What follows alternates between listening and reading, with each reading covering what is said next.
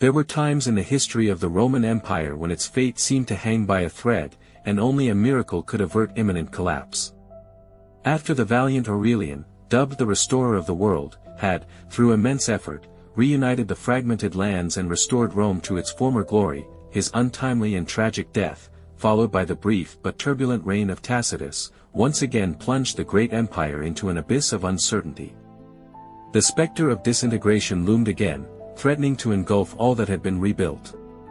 The empire, exhausted by decades of crisis, desperately called for a new leader who possessed not only the military prowess and strategic genius of Aurelian himself, but also the ability to reinvigorate his initiatives, maintain the momentum he had set, and solidify the successes achieved.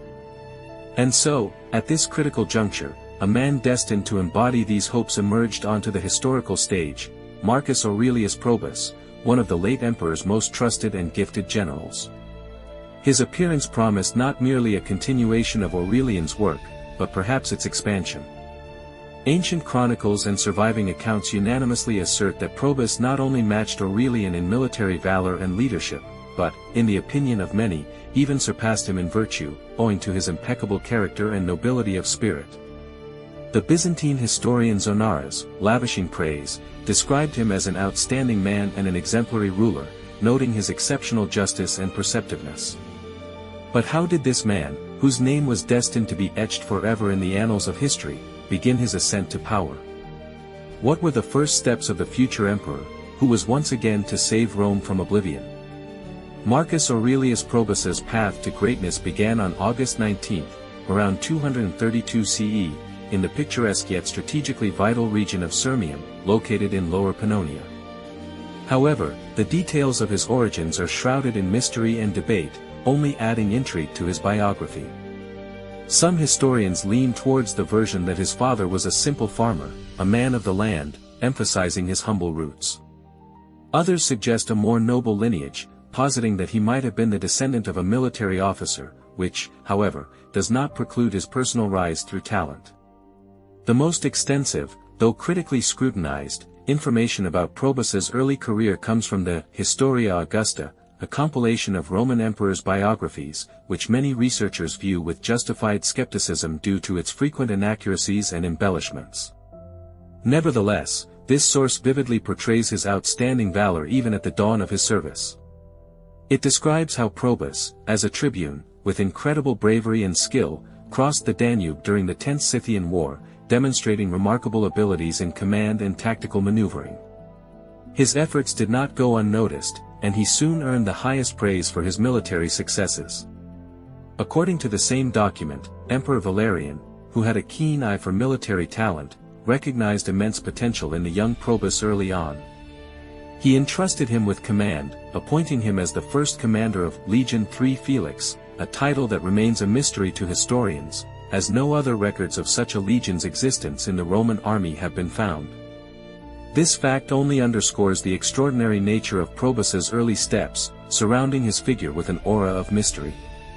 Later, under Emperor Gallienus, Probus continued his ascent, being entrusted with command of all Balkan armies. This appointment served as testament to his undeniable authority and growing influence within the imperial forces, foreshadowing his inevitable rise to supreme power. During Emperor Aurelian's reign, Probus's scope of responsibility significantly expanded from the moment he was entrusted with command of the renowned X-Legion. Various historical accounts strongly suggest Aurelian's particular favor towards Probus, supposedly entrusting him with the critically important naval operation to reclaim Egypt for the empire during the tense Palmyrene War.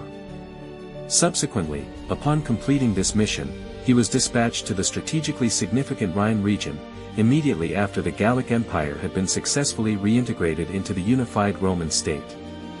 Ancient chronicles and even some historical anecdotes suggest that Probus may have played a role in moderating Aurelian's harsher and sometimes ruthless character traits.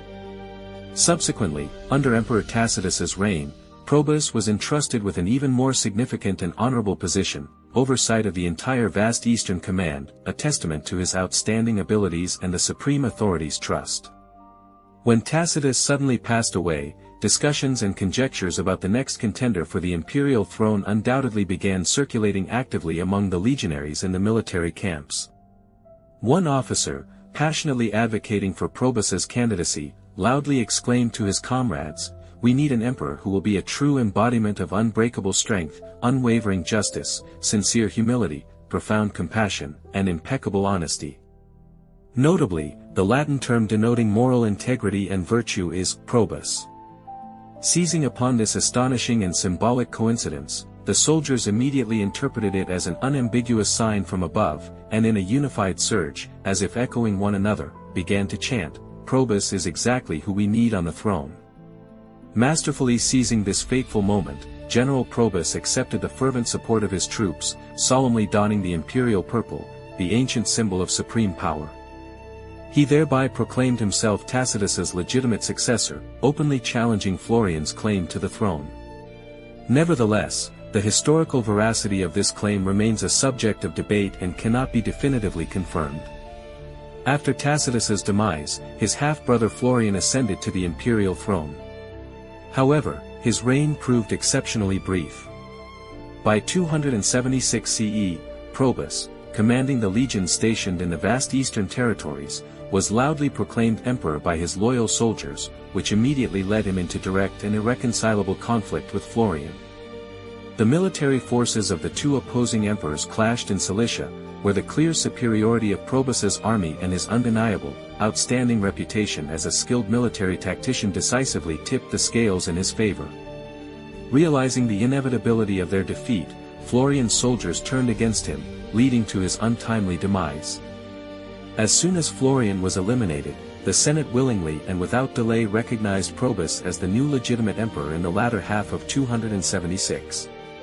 Probus, being an exceptionally astute statesman, consistently showed at least symbolic deference to the Senate, a strategy that not only significantly strengthened his position on the throne but also earned him deep admiration from later Latin scholars. He began his first consulship in 277, strictly adhering to established traditions, as detailed in the Historia Augusta. There is a tradition that Probus avenged Aurelian's tragic death by cleverly luring the surviving assassins to a lavish feast, then signaling his personal guard to ambush and ruthlessly eliminate them, a scenario strikingly reminiscent of the infamous Red Wedding from the popular Game of Thrones saga. The veracity of this account is certainly debatable. However, if accurate, it suggests that the conspiracy against Aurelian was either extraordinarily well-planned, or Aurelian's list of enemies was surprisingly extensive. It is also curious that those present at that fateful feast apparently did not recognize each other, which might have served as a warning of their impending doom. The same source indicates that Probus avenged the deaths of both Aurelian and Tacitus by systematically tracking down their assassins and executing them. He also showed a certain degree of leniency towards those who had once supported Florian. The historian Zonaras confirms these decisive actions by Probus, particularly emphasizing his uncompromising retribution against the culprits. From this, it can be confidently concluded that Probus sought to most decisively suppress any future assassination attempts on reigning emperors, thereby setting a harsh precedent. Upon ascending to the throne, Emperor Probus likely immediately addressed the issue of remaining barbarian tribes in Asia Minor, who continued to disrupt the region following Tacitus's and Florian's campaigns. By 277 CE, his successful actions were recognized with the honorary title Gothicus Maximus, meaning greatest conqueror of the Goths. Once control over the vast Roman Empire was firmly established, Probus immediately began assembling a formidable military force intended to counter the aggression of the Franks and Alemanni in Gaul. These threats had previously been neglected by Tacitus, who was preoccupied with military actions in Asia Minor. The territories of Gaul were in a state of deep devastation and chaos. Marauding barbarian groups ran rampant across the land, plundering at will and seizing numerous cities. Many inhabitants likely felt nostalgic for the times of strong leadership under Postumus and his successors from the Gallic Empire. And although these raiders began to retreat, taking their spoils with them, Probus directed his commanders and legions in relentless pursuit. The barbarian invasion had so devastated the lands that food became extremely scarce for all populations, whether indigenous inhabitants, the invaders themselves, or even the disciplined Roman legions. However, amidst this bleak situation, a truly miraculous event occurred for Probus. a sudden gust of wind brought not only much-needed rain but also a certain grain. This grain, after appropriate processing and baking, was transformed into perfectly edible bread. Roman forces successfully repelled the recent onslaught of Frankish tribes, and after a prolonged campaign lasting a full year, managed to capture the chief leader of the Lugii tribe, as well as his heir.